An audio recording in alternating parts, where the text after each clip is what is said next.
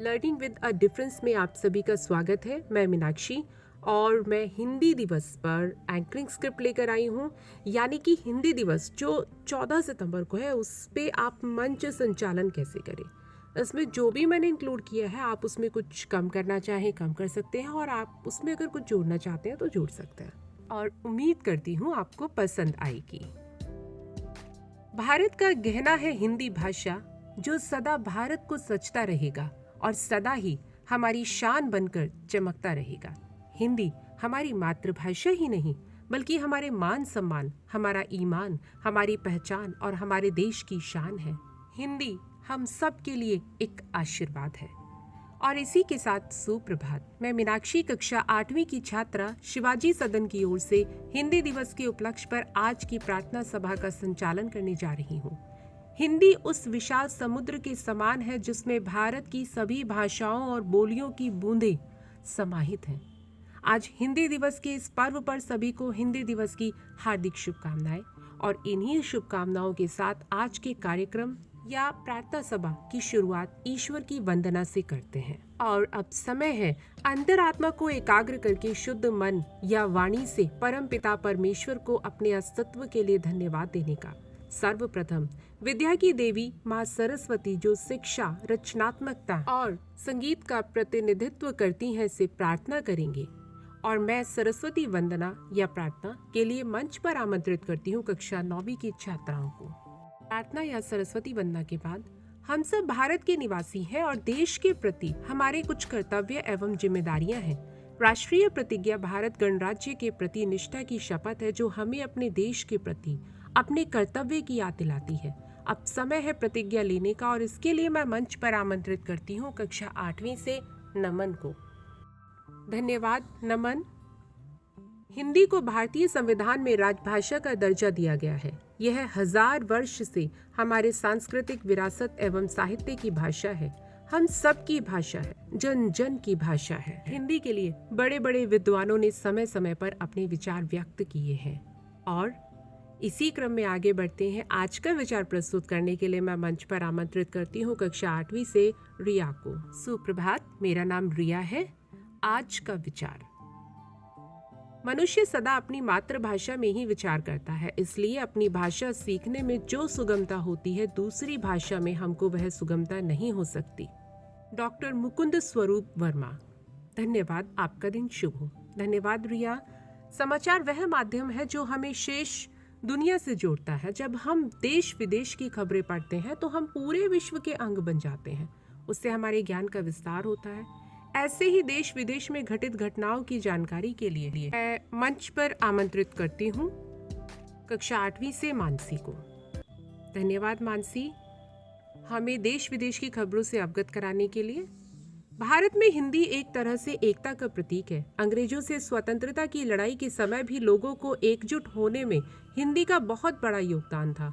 उस समय पूरे भारत में हिंदी बोली जाती थी। महात्मा गांधी ने भी हिंदी के प्रचार प्रसार पर जोर देने की बात कही थी। भारत की स्वतंत्रता के बाद इस भाषा के विकास के लिए कई विद्वानों ने कार्य किए। हिंदी भारत देश की मातृभाषा सभी गर्व से स्वीकारते हैं कि हम हिंदी भाषी हैं और यही कारण है कि हिंदी दिवस भारत में हिंदी का विकास करने के लिए बहुत बड़े पैमाने पर मनाया जाता है।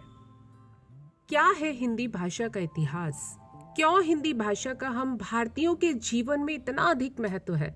इन सभी प्रश्नों के उत्तर जानने के लिए मैं मंच पर आमंत्रित करती हूँ कक्षा 8वीं से परम को कि वो आए और इस विषय पर हमें विस्तार से बताएं।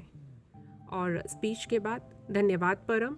हिंदी हमारी राजभाषा है और हमें हमेशा भाषा का जितना संभव हो प्रयोग करते समय गर्व महसूस करना चाहिए। और इस अवसर का जश्न मनाने के पीछे सरकार का प्राथमिक उद्देश्य हिंदी भाषा की संस्कृति को बढ़ावा देना और फैलाना है।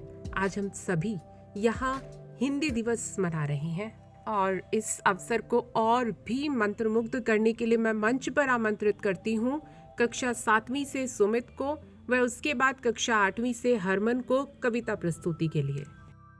और इस अद्भुत प्रस्तुति के लिए हरमन एवं सुमित आप दोनों को बहुत बहुत धन्यवाद। कोटि कोटि कंठों की मधुर स्वधारा है, हिंदी है हमारी, हिंदुस्तान हमारा है। आज हिंदी दिवस है, यानी आज करोड़ों हिंदुस्तानियों की मातृभाषा का दिन है। आज अवसर है, आइए हिंदी भाषा से जुड़े कुछ रोचक तथ्यों से हम अपने आप को अवगत कराएं।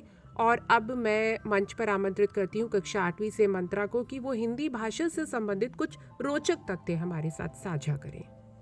सुप्रभात, मेरा नाम मंत्रा है और मैं आप सभी के समक्ष हिंदी भाषा से संबंधित कुछ रोचक तथ्य प्रस्तुत करने जा रही हूँ। हिंदी शब्द की उत्पत्ति फारसी से हुई है।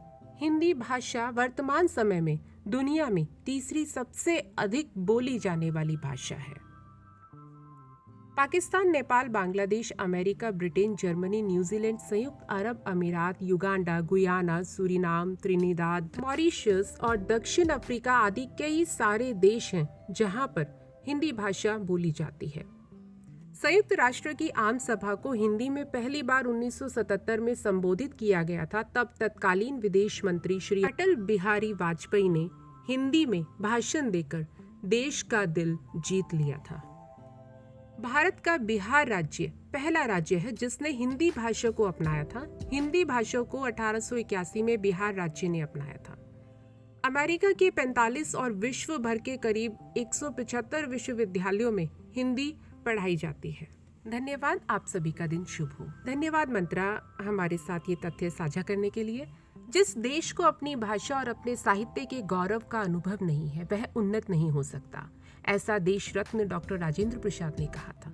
हिंदी के प्रति हमारा कर्तव्य है कि हम इसके प्रति उदार दृष्टिकोण अपनाएं। भारतेंदु हरिश्चंद्र जी ने भी कहा है, निज भाषा उन्नति अहे सब उन्नति को मूल, बिन निज भाषा ज्ञान को मिटत न हिय को सूल। और आज की प्रार्थना संपन्न करने से पहले सभी राष्ट्रगान के लिए तैयार हो जाएंगे।